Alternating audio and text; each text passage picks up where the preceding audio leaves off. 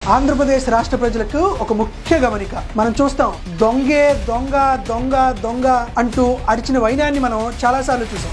ఇప్పుడు ఆ దొంగ చంద్రబాబు నాయుడు అయ్యాడు. చంద్రబాబు నాయుడు ప్రతిసారి తనే దొంగతనం చేస్తూ ఎదుటి వ్యక్తుల మీద దొంగ దొంగ దొంగ అంటూ తన దొంగతనం పని చాకచక్యంగా పూర్తి చేస్తాడు. కానీ ఇది ఈనాడు టైం కాదు కదా, ఇంటర్నెట్ టైం. అందుకే చంద్రబాబు నాయుడు గారు చేసేటువంటి దొంగతనాలన్నీ రెడ్ హ్యాండెడ్ గా దొరుకుతాయి. చంద్రబాబు నాయుడు గారు ఏ దొంగతనం చేస్తున్నాడో ఇప్పుడు చెప్తా.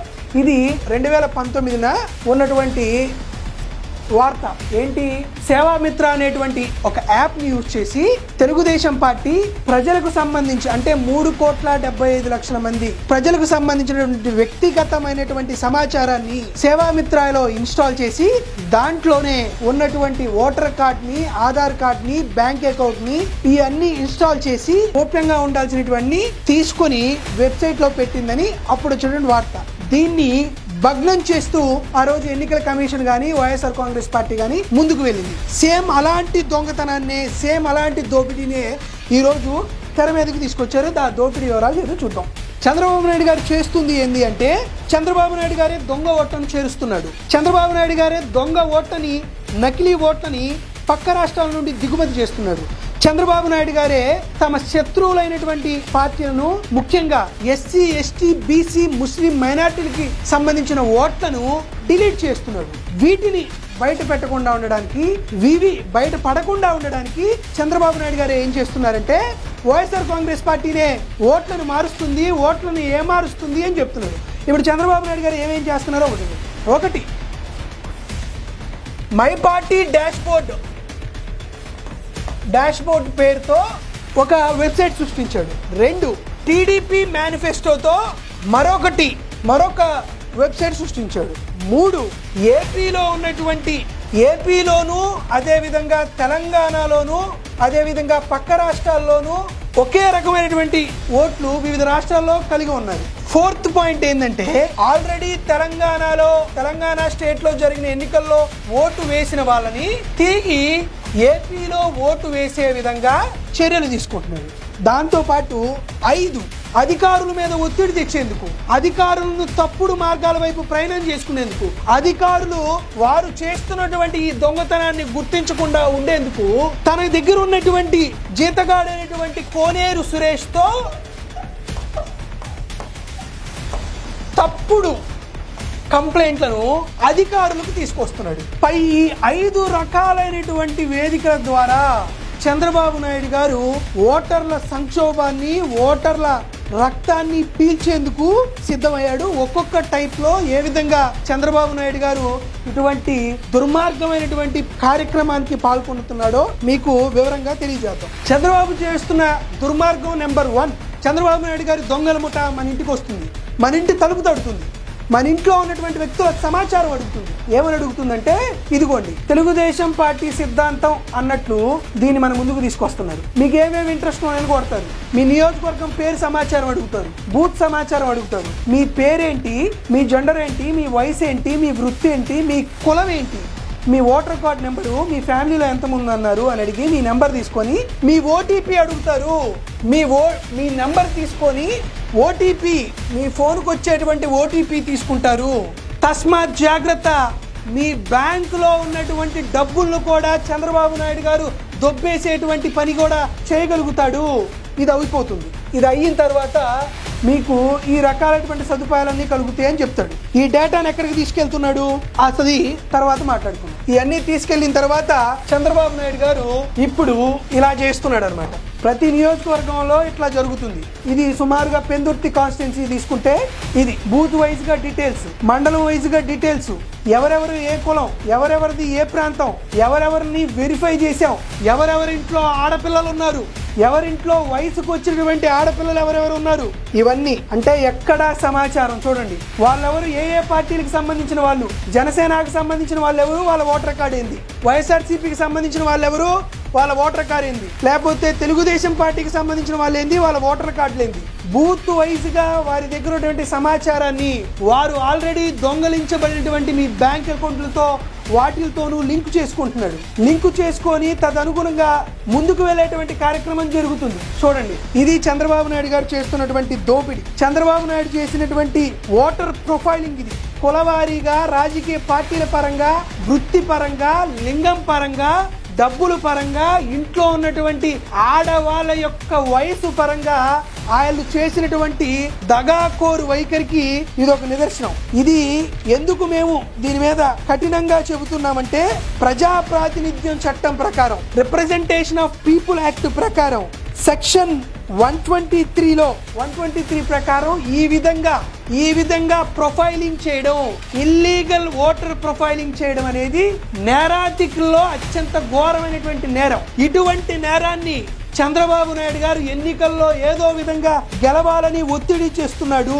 ఇది Indian penal code section 170, 170B, 171C, 417 మరియు 419ని ఉల్లంఘిస్తూ తెలుగుదేశం పార్టీ చేస్తున్నటువంటి అత్యంత ఘోరమైనటువంటి తప్పిది. కాబట్టి తస్మాత్ జాగ్రత్త. తెలుగుదేశం పార్టీకి సంబంధించినటువంటి దొంగల ముఠ మీ దగ్గరకు వస్తుంది, వచ్చి ఈ వివరాలన్నీ తెలియజేస్తుంది.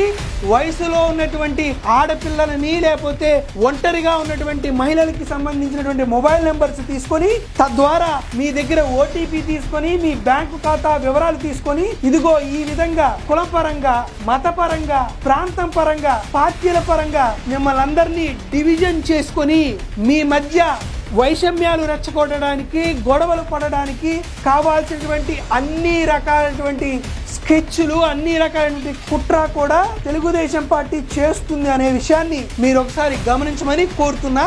ఇది చంద్రబాబు నాయుడు చేస్తున్నటువంటి మొట్టమొదటి దొంగతనం, మొట్టమొదటి దౌర్జన్యం, మొట్టమొదటి దుర్మార్గం. మిగతా 3 కూడా వివరిస్తా. ఇక రెండో రకమైనటువంటి దోపిడీ గురించి మీకు వివరిస్తాను. చూడండి, చంద్రబాబు నాయుడు గారు దొంగల ముఠా మన ఇంటికి వస్తుంది. భవిష్యత్తుకి గ్యారంటీ అనే ఒక ప్రోగ్రామ్ అని మనకు ఏదో చెప్తుంది. చంద్రబాబు నాయుడు గారి భవిష్యత్తుకే ఆయన గ్యారంటీ ఇవ్వలేడు. తన పుత్రరత్న నారా లోకేష్ భవిష్యత్తుకే ఆయన గ్యారంటీ ఇవ్వలేడు. కానీ మన జీవితాలకి గ్యారంటీ ఇస్తానని ముందుకొస్తాడు. ముందుకొచ్చి మీకు ఈ పథకాల మీద దేని మీద ఇంట్రెస్ట్ ఉంది అని మిమ్మల్ని అడిగి భవిష్యత్తుకు గ్యారంటీ నెంబర్ అంటాడు. వారి పార్టీకి, ఆయన జీవితానికి, వారి కొడుకు యొక్క టీంకే గ్యారంటీ లేనప్పుడు ఆయన మనకు గ్యారంటీ నెంబర్ ఇస్తాడట.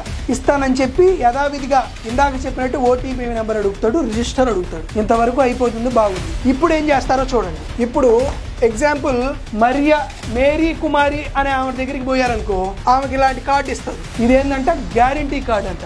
చంద్రబాబు నాయుడు గారి కార్డులే ఇప్పటికీ చాలా చిరిగిపోయి ఉన్నాయి. ఈయన ఒక గ్యారంటీ కార్డు, ఇక్కడ చక్కటి చిరునవ్వుతో ఈ దిష్టి బొమ్మలు 2 కనపడి మీకు ఇవన్నీ ఇచ్చేస్తున్నారంట. నేను చంద్రబాబు నాయుడిని, నేను మీకు వాగ్దానం ఇస్తున్నాను. తన మామయ్యకి, తను కట్టుకున్న భార్యకి, తను కనిపెంచినటువంటి కొడుక్కే అతను ఇచ్చినటువంటి వాగ్దానాల్ని నిలబెట్టుకోలేనటువంటి చంద్రబాబు నాయుడు గారు మీకు ఒక వాగ్దానం ఇస్తారంట. తెలుగుదేశం పార్టీ అధికారంలోకి రాగానే నేను ఈ హామీలన్నీ మీకు నెరవేరుస్తాను. అయ్యా, ఇంత పెద్ద బండిల్ బుక్ ఇచ్చావు కదా 2014 ఎన్నికల్లో, వాటన్నిటినీ హామీలు నెరవేర్చకుండా మాకు వెన్నుపోటు పొడిచి ఈ రోజు హామీలు ఇస్తానని చెబుతూ commit to development of our state అని చెప్పి, ఇదిగో మేరీ కుమారి, ఈమెకు 44 ఏళ్ళు, ఫీమేలు, ఆవిడ ఎస్సీ కులానికి చెందినటువంటి వ్యక్తి, ఆమె ఆక్యుపేషన్ డైలీ లేబరు, వాళ్ళ ఇంట్లో ఫ్యామిలీ మెంబర్స్ 10 మంది ఉన్నారు, ఇద్దరు ఇలా ఉన్నారని చెప్పి, ఇదిగోండి మీరు విన్నర్ అయిపోయారు. దేంట్లో విన్నర్ అయిపోయారు? మీరు విన్నర్ అయిపోయారు. మీరు ఒక సంవత్సరానికి, ఒక 1 ఇయర్కి 2,10,000 రూపాయలు మీకు బహుమతిగా గెలుచుకున్నారు. చంద్రబాబు నాయుడు గారు గెలిస్తే మొత్తం 5 ఏళ్లలో 10,50,000 రూపాయలు మీరు గెలుచుకోబోతున్నారు అని చెప్పి ఒక డిస్కౌంట్ సేలు, లేకపోతే క్లియరెన్స్ సేలు, లేకపోతే 1+1 ఆఫర్ లాగా ఒక స్కీమ్ని ప్రవేశపెట్టాడు. సో ఇలా భవిష్యత్తు ప్రయోజనాల మీద వాగ్దానం ఇస్తూ, కల్పిస్తామని వ్యక్తిగతంగా ఓటర్ని ప్రలోభ పెడుతూ, బాబు షూరిటీ భవిష్యత్తుకు గ్యారంటీ కార్డు అని చెప్తూ లేనిపోని అభూత కల్పనలు సృష్టించి 10,50,000 రూపాయలు మీకు ఇస్తామని చెప్పి జరగరాని పనిని జరిగేటట్లు చెప్తూ ప్రతి ఒక్కరిని నేరుగా వెళ్ళి ఇలా ప్రలోభాలకు గురి చేస్తున్నాడు. ఈ ప్రలోభాలకు ప్రజలు నమ్మరని తెలిసి కూడా ఇది చంద్రబాబు నాయుడు చేస్తున్నటువంటి రెండో రకమైనటువంటి దోపిడీ. ఇలా నేరుగా ప్రజల్ని కలిసి, ఓటర్లని కలిసి మీకు డబ్బులు ఇస్తున్నాం, మీకు డబ్బులు ఇచ్చేస్తాం, వచ్చే డబ్బులు ఇచ్చేస్తున్నాం మీరు బంపర్ ఆఫర్లో ఇది గెలుచుకున్నారు అని అబద్ధాలు చెప్తూ ఇటువంటి కార్యక్రమాలు చేయగలుగుతున్నాడు. ఒకసారి మీరు గమనించండి. ఇది రెండో రకమైనటువంటి దోపిడీ. ప్రజల నుండి సమాచారం ఇలా సేకరించినటువంటి చంద్రబాబు నాయుడు గారు ఆయన దొంగల ముఠ మిమ్మల్ని అడుగుతున్న ప్రశ్న, మా ఇంట్లో ఎంతమంది మహిళలు ఉన్నారు, వాళ్ళు 18 సంవత్సరాల పైన ఉన్నారా ముందున్నారా విషయం చంద్రబాబు నాయుడు గారు మీకెందుకు, మీ కొడుకు ఎందుకు, మీరెందుకు ఒక దొంగల ముఠాని ఇంటింటికి పంపించి ఈ వివరాలు తెలియజేస్తున్నారు? వివరాలు తీసుకున్న తర్వాత దీన్ని ఎక్కడ మీరు స్టోర్ చేస్తున్నారు? ఒకసారి ఎక్కడ స్టోర్ చేస్తున్నారో చూద్దాం. ఇది చంద్రబాబు నాయుడు గారు మన దగ్గర ఉన్నటువంటి మన కుటుంబ సభ్యుల వివరాలు తీసుకొని, మన బ్యాంకు వివరాలు తీసుకొని, మన కులం వివరాలు తీసుకొని, మనకు సంబంధించినటువంటి గోప్యంగా ఉండాల్సినటువంటి అన్ని వివరాలు మన దగ్గర నుంచి తీసుకొని దాన్ని ఇదిగోండి ఈ సర్వర్లో మై పార్టీ డాష్ బోర్డ్ అనేది వాళ్ళ హోస్ట్ ఏందో చూస్తే వారి ఐపీ అడ్రస్ ఇది, అతని హోస్ట్ నేమ్ ఇది, వాళ్ళ ఐపీ రేంజ్ ఇది, కంట్రీ ఎక్కడుందంటే United States of America, region Virginia, city ఒకటి యాష్బార్న్. సో ఇది చూడండి అమెరికాలో న్యూయార్క్ టైం జోన్లో ఉంది. ఏం చేద్దాం అనుకుంటున్నావు? ఆంధ్రప్రదేశ్ రాష్ట్రంలో ఉన్నటువంటి ఆడవాళ్ళ యొక్క వివరాలన్నీ మీరు తీసుకొని అమెరికాలో వర్జీనా అనేటువంటి ఏరియాలో ఉన్నటువంటి యునైటెడ్ స్టేట్స్ ఆఫ్ అమెరికాలో ఉన్నటువంటి ఒక ఐపీ అడ్రస్లోను ఒక సర్వర్లోను మీరు ఎందుకు లోడ్ చేయగలుగుతున్నారు అనేది మేము అడుగుతున్నటువంటి ప్రశ్న. దానికి సమాధానం చెప్పు. నీలో ఏమీ వక్ర బుద్ధి లేకపోతే, నీలో ఏమీ చెడు బుద్ధి లేకపోతే, నువ్వు నిజంగా దీనికి సంబంధించినటువంటి వివరాలన్నీ తీసుకొని వేరే వాళ్లకు అమ్మేస్తున్నావా, లేకపోతే ఆ ఆడవాళ్ళకి సంబంధించినటువంటి ఫోన్ వివరాలన్నీ మీరు ఏ విధంగా ముందుకు తీసుకెళ్లారనేది ఒకసారి చంద్రబాబు నాయుడు గారు ఖచ్చితంగా చెప్పి తీరాలి. ఈ విషయాన్ని ఆంధ్రప్రదేశ్ రాష్ట్రంలో ఉన్నటువంటి ప్రజలందరూ ముఖ్యంగా మహిళలు గమనించవలసిందిగా కోరుతున్నాం. ఆ తర్వాత వీరి కథ విందామేనండి. ఎవరి కాన్స్టిట్యున్సీ ప్రతి నియోజకవర్గానికి ఇలా వివరాలు సేకరించిన తర్వాత ఒక యూజర్ నేము ఒక పాస్వర్డ్ ఇచ్చి ఆ వెబ్సైట్లోకి అంటే యునైటెడ్ స్టేట్స్ ఆఫ్ అమెరికాలో ఉన్నటువంటి ఆ వెబ్సైట్లోకి సైన్ ఇన్ ఇవ్వమని చెప్తున్నాడు. సైన్ ఇన్ ఇవ్వమని చెప్పిన తర్వాత ఏం జరుగుతుందో చూద్దాం.